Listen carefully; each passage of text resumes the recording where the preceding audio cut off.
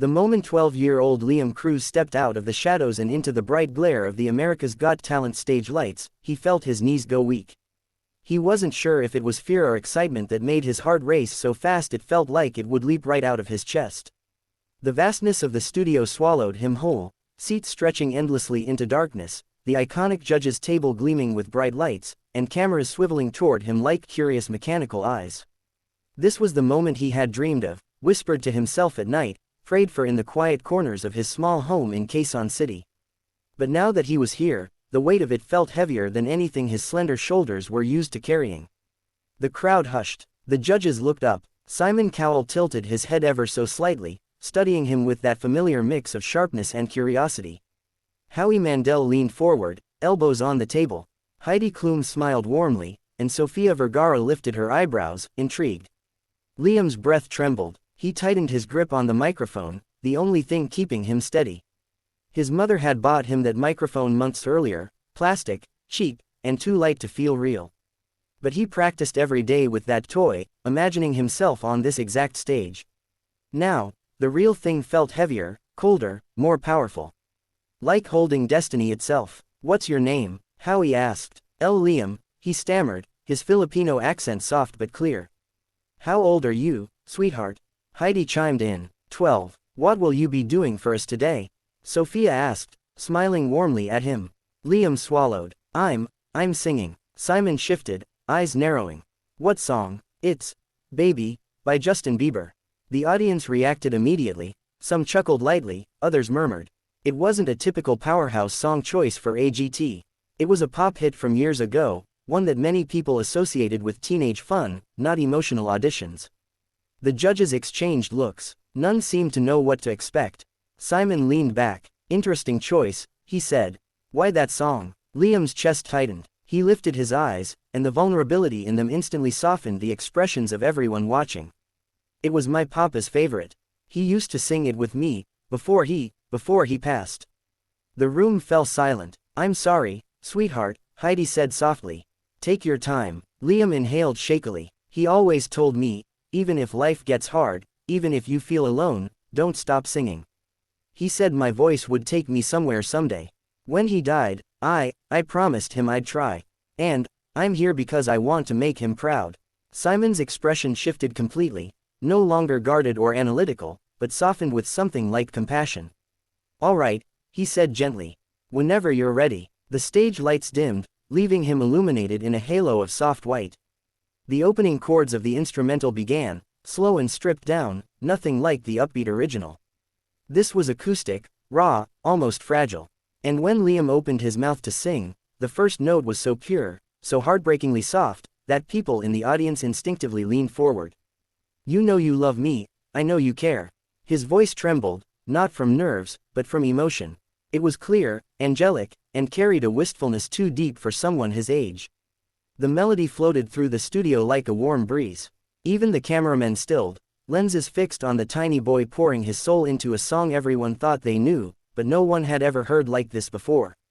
"Just shout whenever, and I'll be there." He closed his eyes as he sang, and suddenly he wasn't on the AGT stage anymore. He was back home, sitting on the rooftop of their cramped apartment building, legs dangling over the edge as his father strummed an old guitar. The sky above them glowed orange during sunset, and the city's noise felt far away. They would sing together, laugh together, dream together. On those evenings, he felt like anything was possible. He pushed forward into the next lines, his tone growing stronger, more confident. "You are my love, you are my heart." The crowd stilled, mesmerized. Somewhere in the third row, a woman dabbed her eyes with a tissue. Liam's voice held the innocence of childhood, but layered beneath was pain, a pain that resonated deeply with everyone listening. As he sang the chorus, he didn't imitate Justin Bieber. He didn't mimic, didn't copy. He reinvented it. The famous, "Baby, baby, baby ooh," became almost prayerful, soft, aching, filled with longing. A plea from a child who had lost too much too soon. He opened his eyes again. They were filled with tears, glistening in the stage lights. "I thought you'd always be mine, mine." His mother was sitting backstage holding her breath, hands clasped so tightly they trembled. She remembered that terrible afternoon, the car accident, the call from the hospital, the world falling apart. She remembered her husband's hand going still in hers, his last whispered words, "Take care of our boy. And let him sing. Don't let him give up." She had worked every day since then, selling lumpia on the corner, sewing clothes late into the night, taking whatever jobs she could. And every time Liam sang, she felt her husband's presence like a warm hand on her shoulder. Back on the stage, Liam reached the bridge of the song. The music swelled, his voice soared, "And I'll always be your boy." The line wasn't in the original song. It wasn't in any version. He added it, softly, tenderly, as though he were speaking directly to his father. The audience gasped. Simon's lips parted, his breath catching in his throat. Liam's voice broke, just a little, but he didn't stop. He pushed through, pouring all the grief, all the love, all the dreams he had kept trapped inside himself into the final chorus. Baby, baby, baby, ooh. He held the last note longer than anyone his age should have been able to. And when the music finally faded, the silence that followed was thick with emotion. Then, the explosion. The audience erupted into a standing ovation so thunderous that the cameras shook. People were crying, cheering, shouting his name. Even the judges stood, but Simon didn't stand, not yet. He simply stared at Liam, his expression unreadable, his eyes glossy. Finally, slowly, almost reluctantly, he stood. Not like someone rising for a typical standing ovation, but like someone who had been moved, deeply and unexpectedly. Liam's tiny shoulders shook, tears streamed down his cheeks. He wiped them quickly, embarrassed, but the crowd only applauded louder. Heidi pressed her hands to her heart. "Liam, that was beautiful. You turned a fun pop song into something emotional and heartfelt." "I felt every word." Sophia nodded vigorously. "You touched all of us. Your voice, your story, everything about that performance was special." Howie leaned toward the mic. "You don't just sing, you feel, and you make us feel. You're a star, young man." Then all eyes turned to Simon. He rested his fingers on his lips, thinking hard, looking at the boy who was still trembling. The air buzzed with anticipation. Everyone waited. "I've heard thousands of singers," Simon began quietly. "Thousands." He paused. "But very few have ever made me feel something the way you just did." The crowd gasped. "You took a song that people think they understand. And you redefined it. You made it yours. You made it honest. You made it painful. And you made it beautiful." Liam sniffled, unable to stop. The tears. Simon's voice softened. "And your father, wherever he is, I'm certain he's proud of you."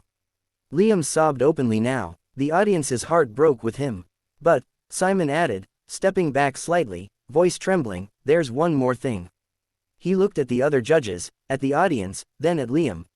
"I think we're witnessing a moment none of us will ever forget."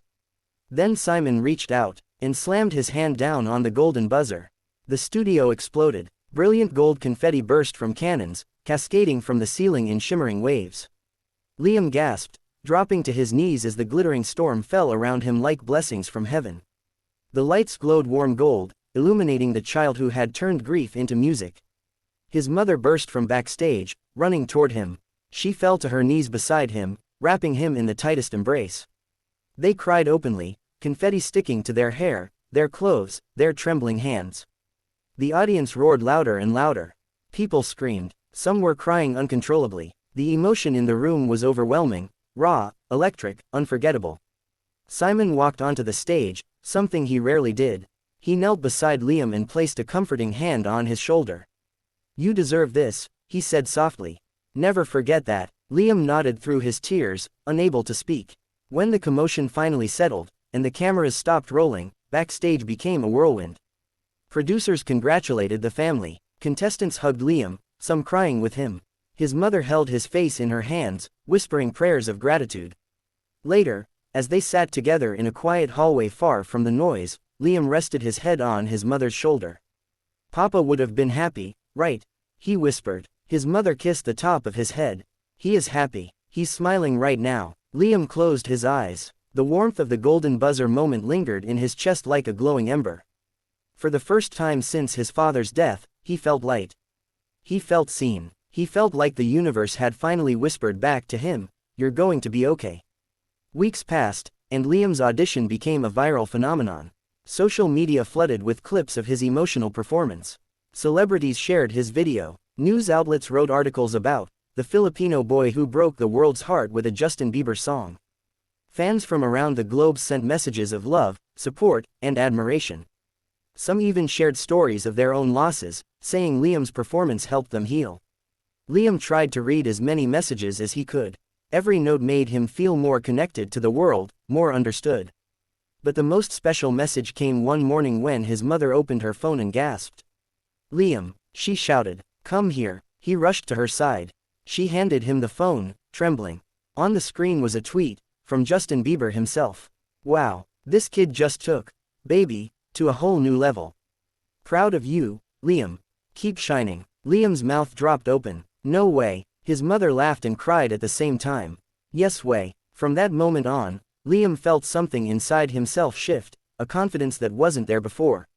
He wasn't just singing for his father anymore. He was singing for everyone who believed in him.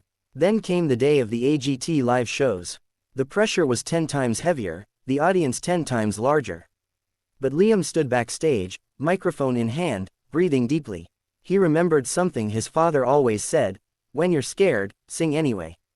When he stepped onto the stage again, the crowd erupted in cheers. The judges smiled warmly at him. Simon nodded, a silent message: "You belong here."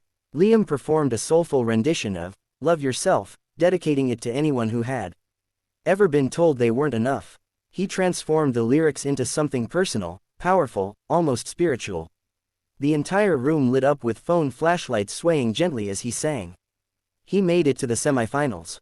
Then the finals. The entire world was now watching this small boy with a big voice and an even bigger heart. On the night of the finale, he stood under blazing spotlights, heart pounding, waiting for Terry Crews to announce the winner. His mother held his hand tightly, trembling harder than he was. And the winner of America's Got Talent is... A breathless pause. Liam squeezed his eyes shut.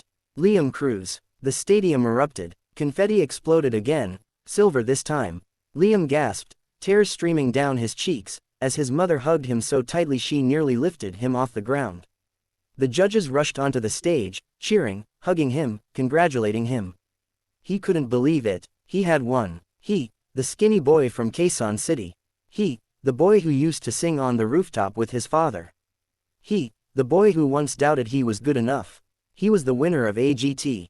Later that night, when the celebrations ended and the lights dimmed, Liam stood alone on the empty stage. The confetti crunched beneath his shoes as he looked up at the silent seats. "Papa," he whispered softly, "I did it." The air was still, but Liam felt something warm, something familiar, something like a gentle hand resting on his shoulder. He smiled. He wasn't alone. He never had been. And as he walked off the stage, Golden Buzzer champion, AGT winner, Filipino pride, the boy who turned baby into an anthem of love and loss, one thing was crystal clear. His destiny had only just begun.